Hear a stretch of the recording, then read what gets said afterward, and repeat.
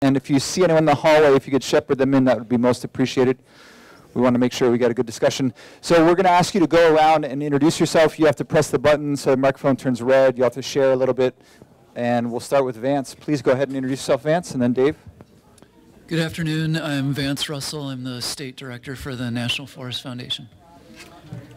I'm David Boland with the Association of California Water Agencies. I'm John Buckley, Director for the Central Sierra Environmental Resource Center, and I'm also here today as a co-chair with Yosemite Stanislaus Solutions. My name is Kamyar Gavechi. I'm with the California Department of Water Resources, and I also co-chair the Executive Committee for the California Biodiversity Council. I'm Dave Bishel, and I'm President of the California Forestry Association. Lee Adams, a Sierra County Supervisor and the Chair of Rural County Representatives of California. I'm Ken Pimlott. I'm the Director of CAL FIRE. Bob Kirkwood, and I'm a member of the Sierra Nevada Conservancy Board. Good afternoon. Barney Gant, Deputy Regional Forester for Resources for the Forest Service. B.J. Kerwin-Hanna. I'm Board Chair of the Sierra Nevada Conservancy. Randy Moore, Regional Forester for the U.S. Forest Service. I'm Russ Henley, Assistant Secretary of Forest Resources Management at the California Natural Resources Agency. Ashley Conrad-Seda, Deputy Secretary for Climate Policy at the California Environmental Protection Agency.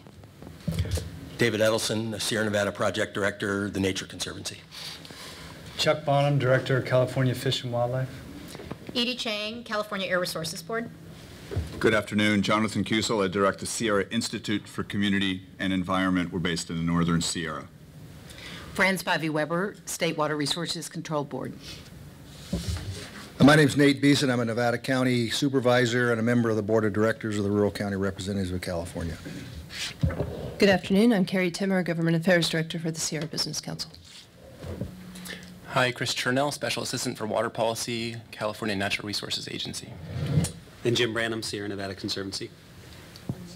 Okay, and so for our first part of this part of the agenda today, we're going to have Chris Chernell from Utah Natural Resources Agency give a thumbnail sketch about a couple state activities that are going on, and then we're going to go to Barney Gant and also Bob Kirkwood. So, Chris?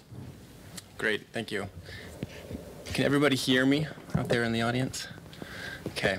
Just a couple of quick comments, actually, first, before I get into a couple high-level descriptions, like Dorian mentioned, of some of the state planning efforts I think are really relevant to the conversation today. One is Dr. Safford mentioned in his presentation how catastrophe may be required to push change. And I think that that is an unfortunate truth that we all need to really take to heart. I would also say, though, that if the rim fire and others that were described earlier in the session today aren't catastrophe, I'm not really sure what is. And so I'd really be interested in incorporating into this discussion just that question. If those aren't catastrophe, and if catastrophe is really what is going to push change, then what kind of framing do we need to put on this issue of Sierra Nevada restorations and in Sierra Nevada advancing policies, or advancing Sierra Nevada policies rather, that do change that dynamic? Because I don't think that this is an area where we can continue to rely on catastrophe. I guess that's my point here, to really advance policy and financing changes that are obviously necessary. The other comment I want to make, and maybe it's more of a request, is I would love for this panel discussion, and maybe the audience, to the extent that they're going to be incorporated, can really have a frank and honest discussion about the regulatory, legal, and other sorts of impediments to improved forest management that are out there. I know everybody probably has their own definition of what improved forest management is, but I think it would be really valuable for certainly me at agency, and I'm sure some of the partners up here, to have that kind of a discussion. And maybe this isn't the right forum, but I think as far as incorporating it into the watershed improvement efforts that are going on from the Conservancy, that'd be helpful.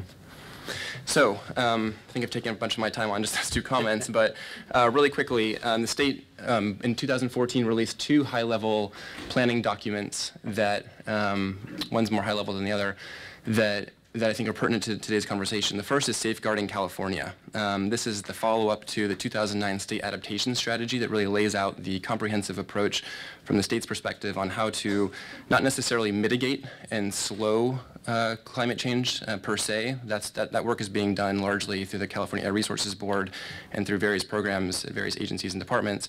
But really, what do we do with the inevitable changes that climate change is going to certainly bring and that we are already seeing to our natural resources and to our other sectors? The emphasis is on nine broad sectors. 2 of those are forestry and biodiversity. Really briefly, in the biodiversity section, or related to the biodiversity sector, the focus in Safeguarding California is really on increasing habitat connectivity, just given the climate change-driven migrations, necessary migrations that we're going to be seeing, mostly with terrestrial species. It assesses where am I at here? Also emphasizes the need for relevant scientific inquiry and adaptive management in the biodiversity sector. Related to the forestry sector, improved forest management, again, it's more, I won't go into the definition really used for the purposes of this report now, but broadly improved forest management, which did include fuels treatment improvements, also emphasized the link for addressing both adaptation and mitigation strategies together. That's really important, especially as we look at limited funding sources that are out there. There's going to be more and more over the years financing available from AB 32, cap and trade revenue, auction revenue program. Those funds are pretty strictly for, at least as they're being interpreted right now, pretty strictly for climate mitigation. So to the extent that we can invest those dollars in the natural resources sectors for mitigation projects that also have climate adaptation value, that's going to be a big opportunity on the horizon, currently and growing on the horizon. The second planning effort that's underway is one that's a little bit more near and dear to my heart, and that's the California Water Action Plan, released in January of 2014. It includes 10 actions with specific sub-actions specifically meant to set the foundation for California's long-term sustainable water management efforts. And they're really geared toward being implemented, or at least begun, in the remainder of the Brown administration, so really over the next 4 years. It's a short plan, but that's only because it's very concise, which is it's a great document, and it will really be used as a guide for this administration's both policy and financing approach to water management. Just really briefly, in that plan, it mentions a specific objective of restoring 10,000 acres of mountain meadow habitat, managing headwaters for multiple benefits, restoring forest health through ecologically sound management, and the restoration of degraded stream systems. So all of these things are clearly relevant to this discussion, and in each of those, there's an implicit link between watershed habitat restoration and water supply reliability and water supply management generally, including water quality. So again, something else I think is relevant to this discussion. A common theme between both these plans is the need for new financing opportunities.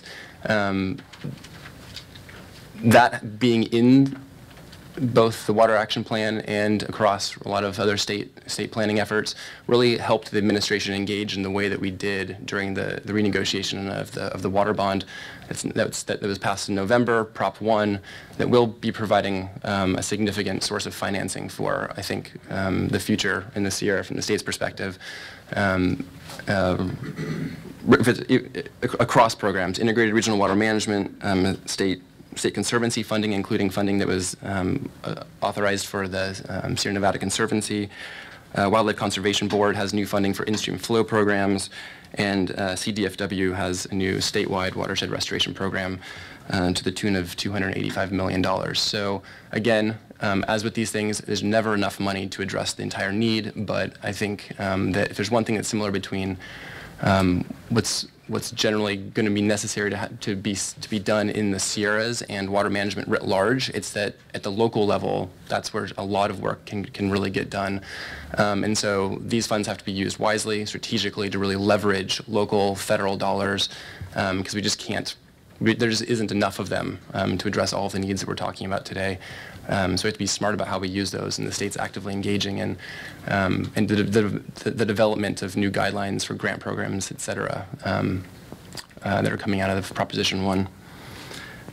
Lastly, and I'm sure I've gone over my time here, but just really briefly, I would just emphasize to the extent that this planning effort continues, and it seems like it's a really fantastically timed effort, just always consider making as strong of a link as you possibly can to the Water Action Plan, to the Safeguarding Plan, to other state-adopted plans that are out there, and do so in a way that gets away from the cursory ties back to those plans. That can be an easy thing to do sometimes, but really try to make that link, because there is that strong link. So the more that you can have the priorities of the Sierra Nevada Conservancy and its partnerships with the Forest Service and others be linked back to these adopted strategies and concepts, the more easily we will be able to be engaged, and we want to be engaged. Just help us do that by making those links. So thank you.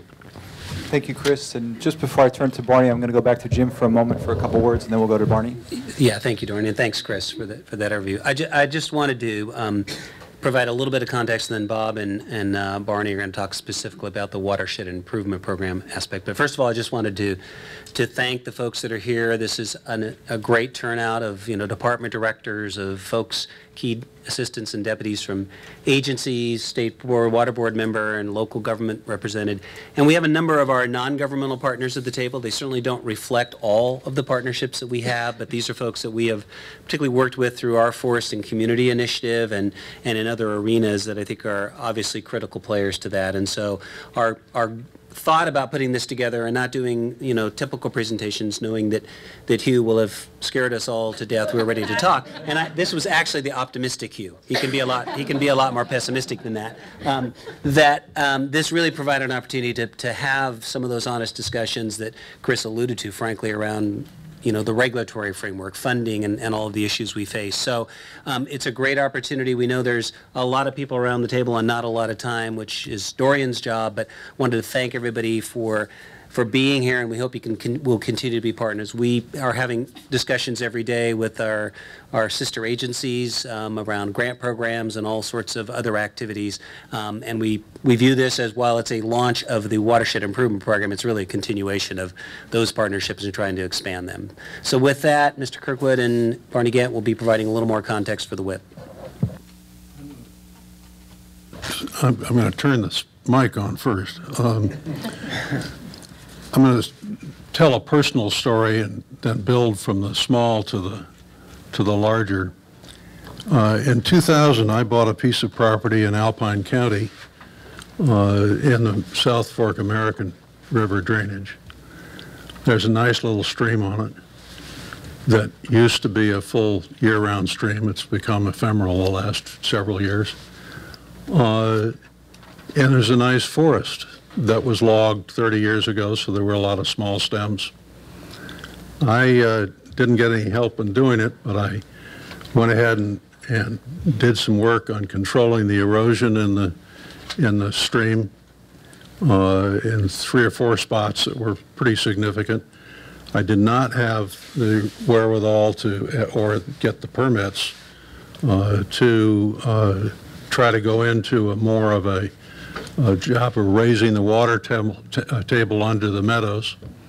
That was more than I could handle on my own.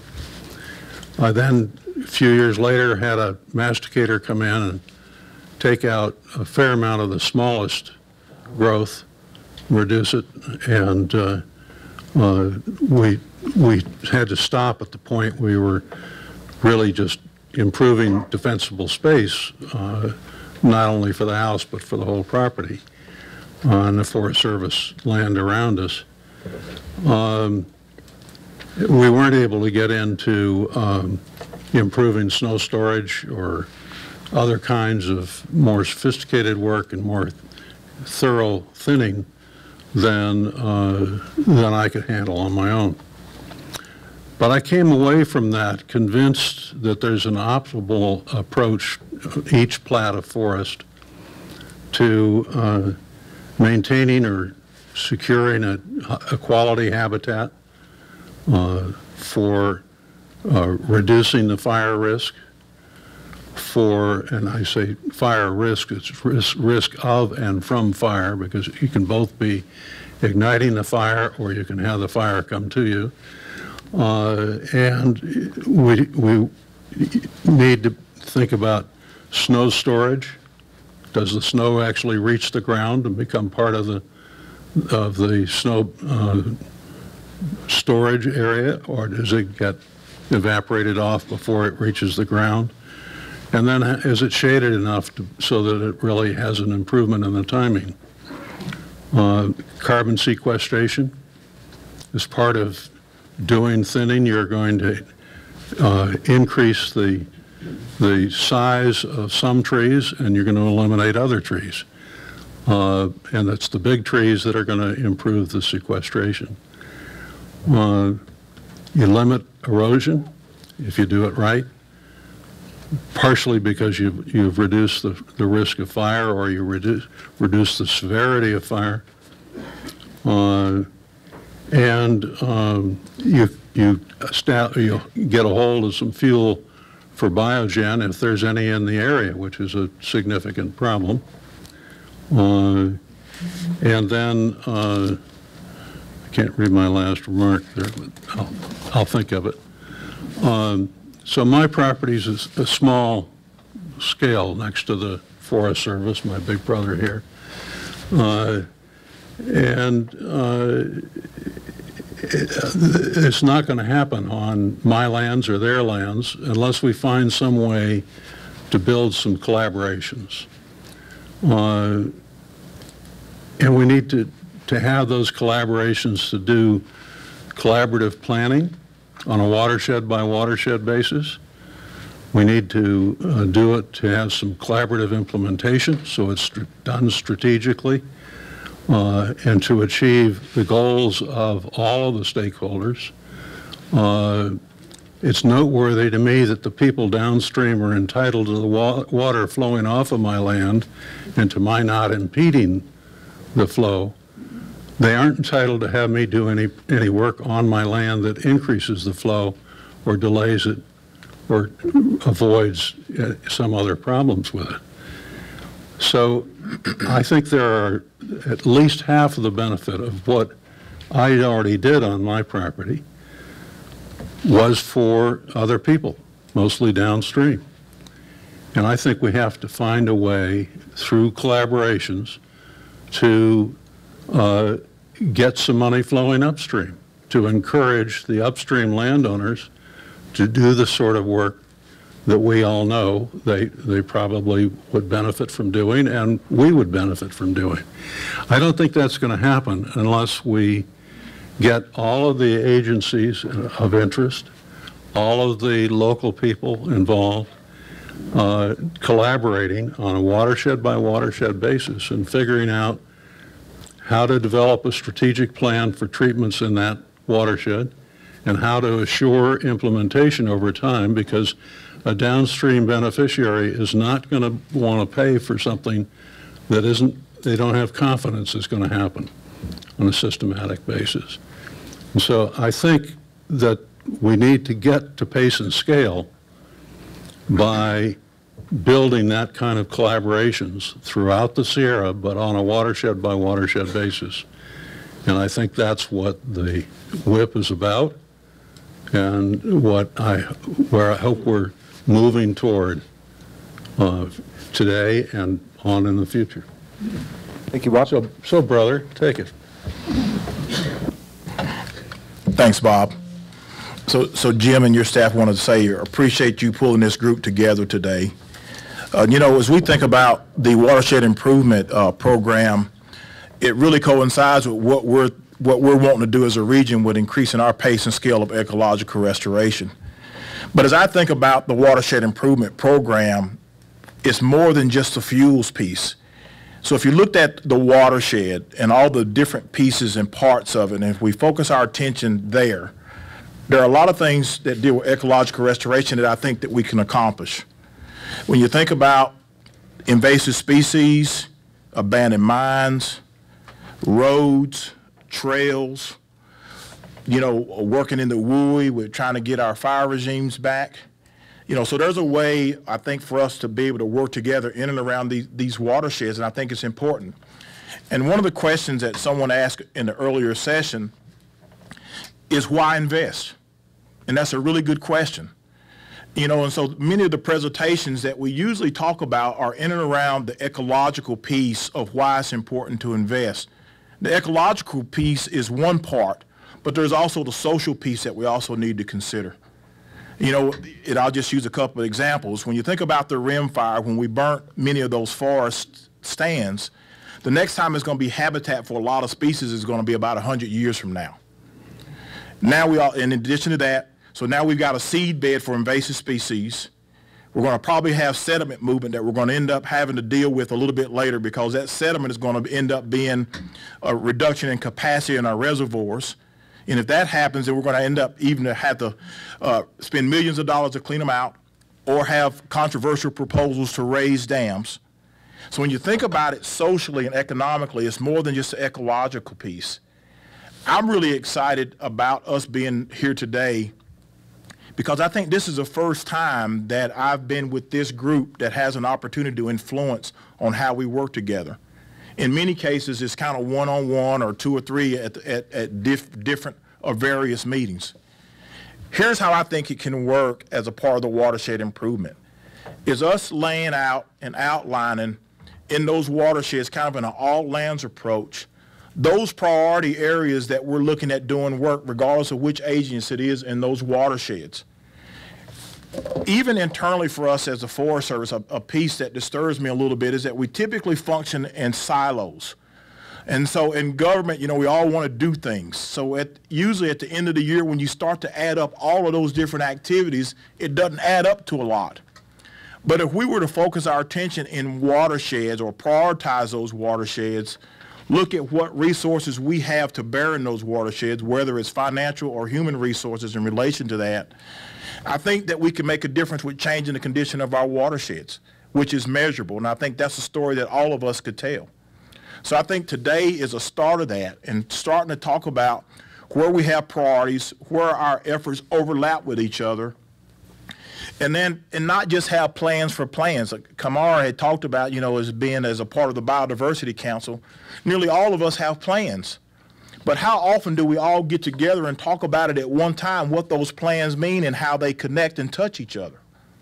So today I think is a really good start for that piece. I'm excited about it because I think if we do that and we're smart about it, you know, we start to erase those boundaries, whether or not, you know, either with the agency, within our agency, our units, and other agencies, I think that we can really make a difference. So I'm excited about it. I think this is a dialogue and a conversation that we need to have. I usually say that right now the no action alternative is not working for us. It's not working for us, and it has a huge effect on, like I said, on our ecology, and it also has a huge effect on us socially. And so now that we know that we really don't like the results of what we're looking at across this landscape, now's the time for us to have that conversation on us working together to be able to do something different. Thank you, Barney. I think that's a nice lead into what we're going to do for the discussion. Let me just give a couple quick recaps. So Chris has some of the themes, the mitigation and adaptation projects paired together, California Water Action Plan, linking habitat as well as water supply and quality, new financing opportunities like Proposition 1, and then thinking about really a deep linkage between these programs. You have the right people at the table. From Bob, some of the cross-boundary, continuing Lucy's question about the state, federal, also private lands, how you integrate those, really a strategic and inclusive process in terms of collaboration, and then the upstream, downstream linkages across watershed by watershed, again, some of the water connections. And then with Barney, beyond just fuels, invasives, mines, roads, trails, investing not only for the ecology, but also for the people and the economy.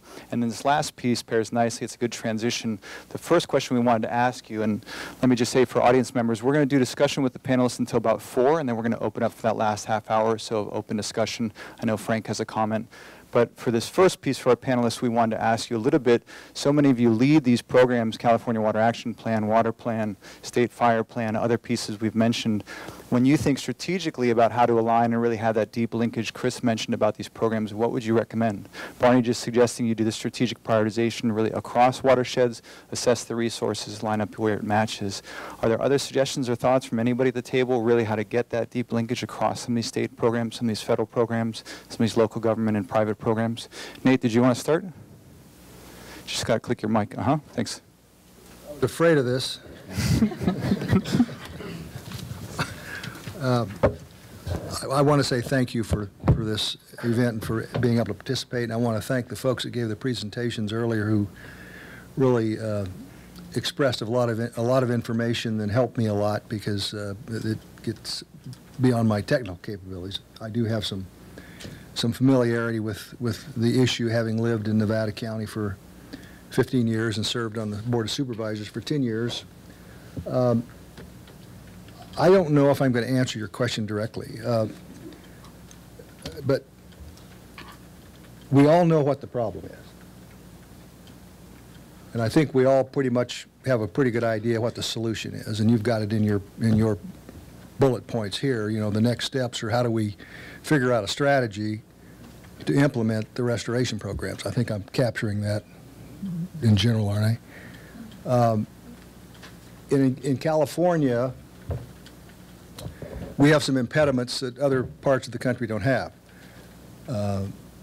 First of all, we have political issues that emerge when we try to do the types of large-scale things, I think, that the Sierra Nevada Conservancy was talking about, the large landscape type things.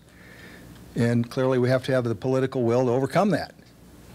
And I'm talking about doing it in a responsible manner, not just willy-nilly, with a strategy. We also have an issue, and if we're going to do restoration and if we're going to involve the private sector, which I don't think we're going to be able to leverage the money we have without doing that, and I think there's a way to leverage that money with the private sector, and there may be some benefit, I'm sure there's some benefit financially to the Forest Service. We have an issue with capacity.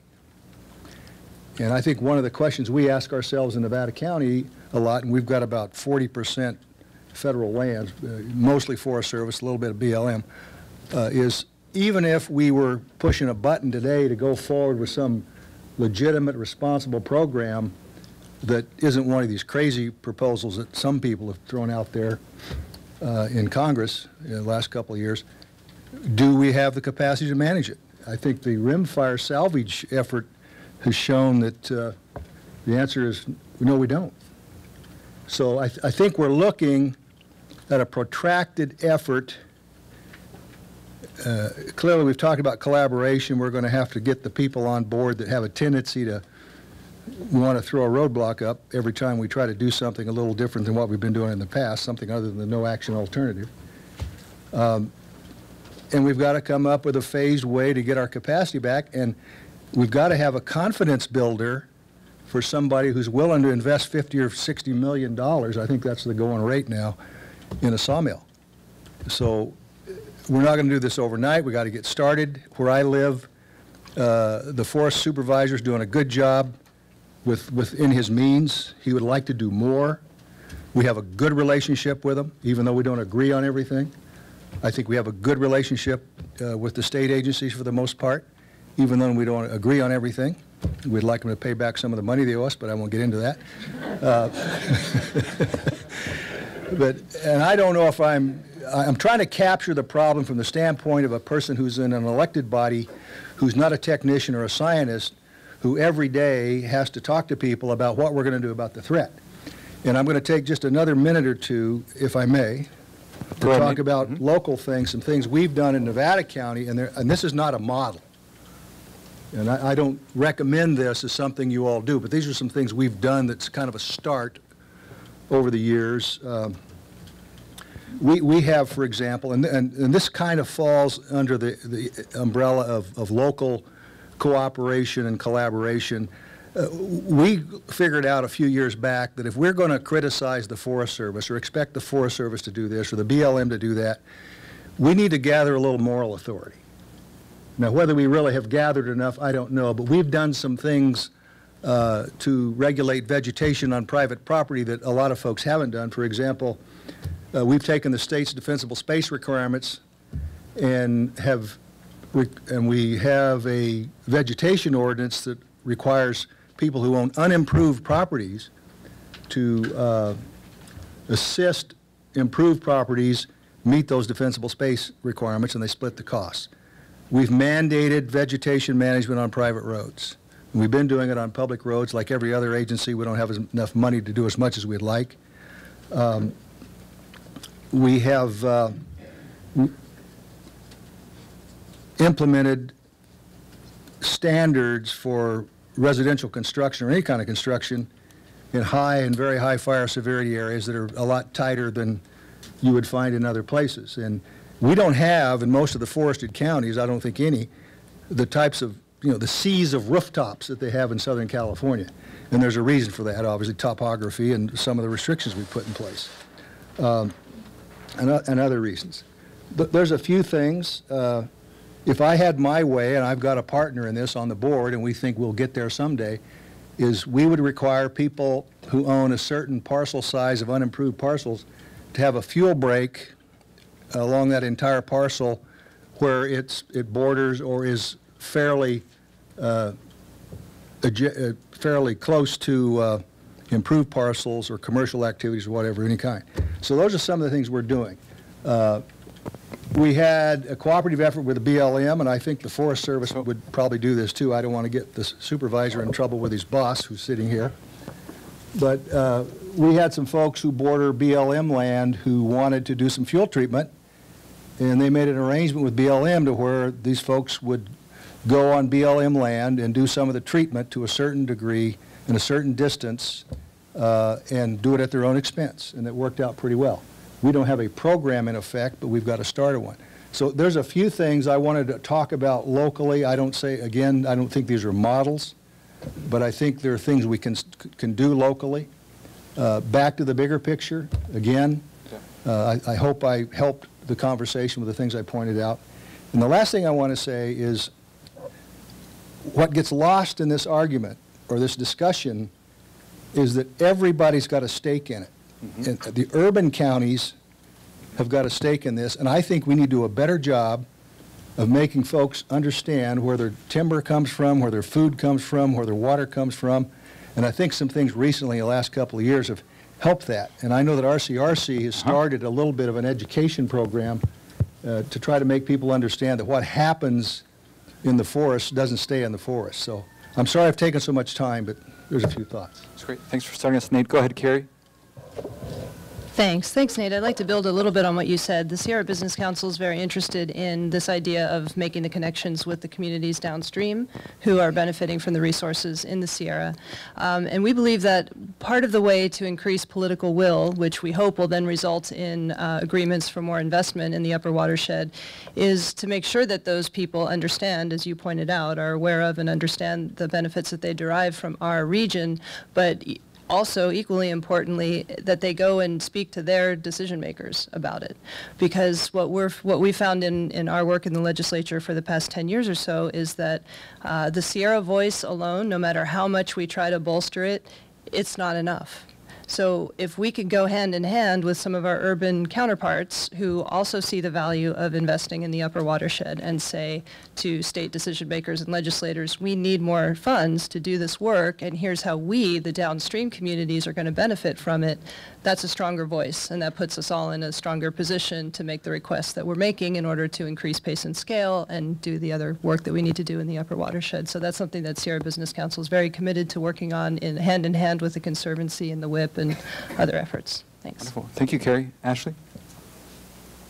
Thanks. I wanted to back up a little bit to some broader scale comments and ideas. The first is that in this year's State of the State address, the governor touched on 5 key goals, and the 5th goal was about addressing climate change in natural and working lands. So there's a big commitment from the state right now to figure out ways to do this, so that the timing on this is good. And additionally, those goals addressed other areas where the forests play a role. So increasing energy efficiency, and that's where, again, with forest energy, you could actually get there. Reducing petroleum in fuels, again, forest energy could potentially get us there. So of the 5 goals, I think 4 of them would involve the natural resources sector. And so it's really important to think holistically about some of these natural resources goals and to potentially think about completing life cycles. So if you think about forest management and you do potentially mechanical clearing, send that to a biomass facility, and then you can do some of this prescribed burning that we're talking about, maybe you get to a healthier forest in the long run. But we need to be thinking, again, holistically, big picture about how the forest fits into all of our energy, climate, longer term water goals in the state. So the second thing I wanted to talk about is the Natural Disaster Resiliency Competition, which is a federal competition right now. As we talked about, catastrophe breeds need. And after Sandy on the East Coast, the Housing and Urban Development Agency, a federal agency, determined that a design competition for how to respond to resiliency was a better approach to distributing federal dollars than a geographic formula. So they're applying that same thing to other natural disasters around the country. So California right now is competing for $1 billion of natural disaster aid, specifically on rim fire responses. So we're working with Tuolumne County, the Office of Planning and Research, and several others, Sierra Business Council is working with us too, Forest Service, to put together an application soliciting funds to actually respond to this and do what we're talking about here today. So how do you implement a holistic view of forest management in an area that's already burned, and then potentially apply that to areas that haven't burned yet. So we would like to come up with a plan that's useful right now in the area where we're eligible for funding, but then replicate that all up and down the Sierra Nevada if possible. So this is something, our draft is already out right now. It's due on March 27th to the federal government, and I'm happy to share that website. But all of you have a role to play in that process too, because as we're talking about, we need to test this, and there's a public trust element here. So if we get these federal dollars, it's a way to potentially test what we're talking about here today and see if that's replicable. The public trust is really important, especially with greenhouse gas reduction fund dollars that Edie can talk about. Most of us are natural scientists or like the idea of experimentation or adaptive management. The lawyers that I work for and a lot of people work for don't like that. They like black and white, certainty that the money is going where it's supposed to go. So we need to balance experimentation with that black and white, yes, this will succeed mindset. And I think the idea of piloting is really important, and again, coupling public dollars, federal dollars, state, federal, and private dollars is kind of where we're going on this rimfire approach. Chuck? So to take Ashley's remark about pilot and testing, noting that I'm in between the Air Board and Cal EPA, let me cover 3 things that are on my mind, starting with something that's actually in front of each of you. 4 words: the urgency to restore. All right, so speaking personally, I serve at the pleasure of the governor, which could be tomorrow, maybe 4 years. So my eyes are very much on the clock. Urgency. I want to go do as much as I can while I have an ability to try to affect change with you as director of a State Department. So urgency. Second, there is, I think, a window, and I think Jim's seeing this, which has fostered the conversation today, where we have more opportunity than perhaps we have had recently.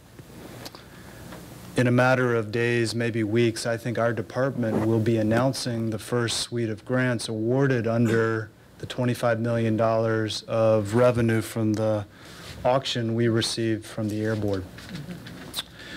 We received $47 million in requests. And these are funds which will be spent in 3 landscapes: Mountain Meadows, Central Valley, or coastal, all wetlands, because we know the scientific record's pretty clear. The wetland habitat is one of the most efficient habitats to sequester carbon per acre foot.